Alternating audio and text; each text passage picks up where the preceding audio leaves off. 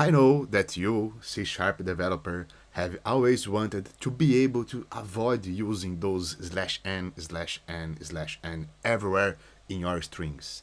And now it is possible, and I'm going to tell you how to do it in today's C# in 5 minutes.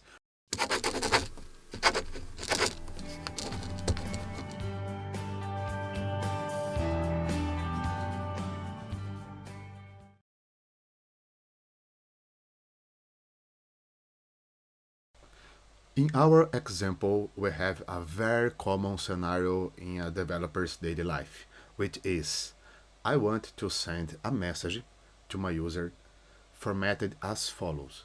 I want to say hello and the person's name. Your account has been approved. Your secure API key is, and then the person's API key. Cheers. And I want to format this message, obviously, varying the name and varying the API key. The simplest way to do this would be using the initial versions of C#. Here I'm assembling this string manually, so I start here by declaring my variable and assembling my string using the parameters I received from the method.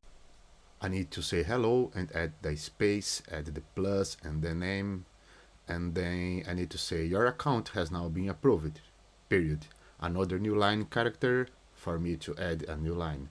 Your secure API key is space plus API key plus period, 2 new lines. Cheers. And by running this, I can see that I have the result that I wanted. But this is not so nice. We can easily improve this by using string interpolation so that we can reduce the concatenation we need just by putting braces here where I want the name to go, and the same way here below in this line I want this to be interpolated. So after the space between braces I put my API key. Just by doing this we have already improved our code, removing some of the plus signs we had. This means we're doing less string concatenation. Now let's say I want to put quotes here where it says your secure API key, right? If I want to add those quotes there, I need to come here and also put some quotes around secure here in our string. But of course, as we can see, I broke my string. So what do we normally do? We escape it by putting some slashes just before the quotes. This way we're telling C# that those quotes need to be escaped, so they won't be part of the code but part of the string. And I run this and everything looks nice the way we want it. However, if you look at this template here and look at the code we have, they're not very similar.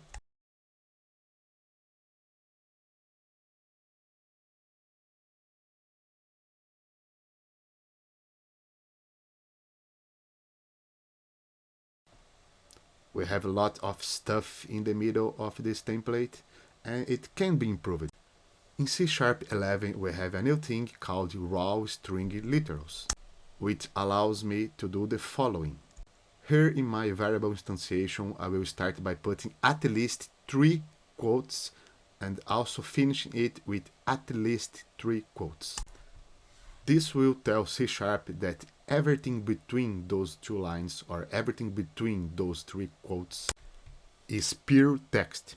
So now my $sign here is no longer a string interpolation thing, it's pure text. My plus sign is no longer for string concatenation, it's just text. The little line character, the same thing, the backslash is no longer part of the quote escape, it's just part of the text. If I run this, we can see that it just spit out everything that was between those 3 quotes. This means everything between those 3 quotes is going to be part of our string, and we can easily fix it now by removing all this string stuff we had to use before, but we can avoid now.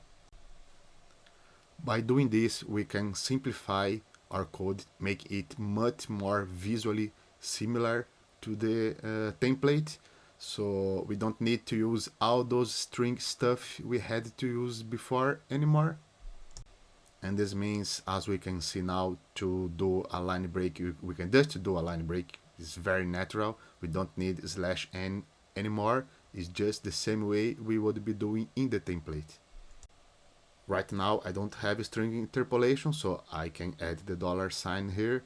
Now everything under the brackets are string interpolation, so my code just run the same way I wanted, but now with a much simpler code and much more visually similar to our template. Like if I'm doing a code review, or if someone is trying to understand this code, and just by looking at this template and looking at the code, you can see very clear what is what, because they are visually the same. They're visually much more similar. And this simplifies our day-to-day life when we are writing complex strings like this. But I don't know if you noticed, but I said you have to start with at least 3 quotes. Why at least? Let's say that for any reason I want to show to the user 3 quotes before and after this word.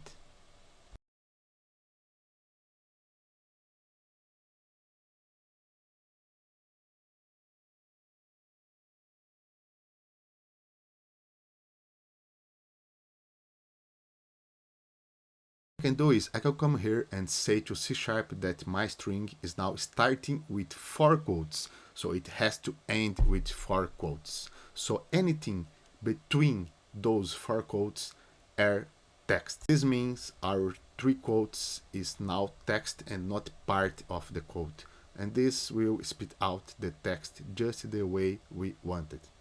And of course you can use any number of quotes you need. And the interesting thing is we have the same logic for the interpolation part. Let's say that we want to show to the user this, some brackets around API key. We are going to have the same problem, because if I add some brackets here, C# is think that this is part of the string interpolation, and this is going to break everything again. So how can we fix this? We can just add a second $sign here, thus telling C# that our string interpolations need to start and end with 2 brackets instead of 1. Running this, now we have the code working as it was before, but still with no braces. So we can just add new braces here before and after the interpolation bit. And since C# is looking for 2 braces to do our interpolation, any extra brace is going to be handled as text. This gives us the result the way we wanted it to be. Alright, so this is very cool to make messages like it is based on a template, but it's even more useful to do stuff like this. Let's say that here I'm assembling a JSON by hand. So I'm here writing a JSON, and visually it's a JSON. You can easily look at it and understand how the JSON object is. And we can still use string interpolation because we added 2 $signs, so C# is not going to confuse the JSON braces with our interpolation braces. It's cool, right? So this is it for today. Don't forget to subscribe and follow for more videos about C#.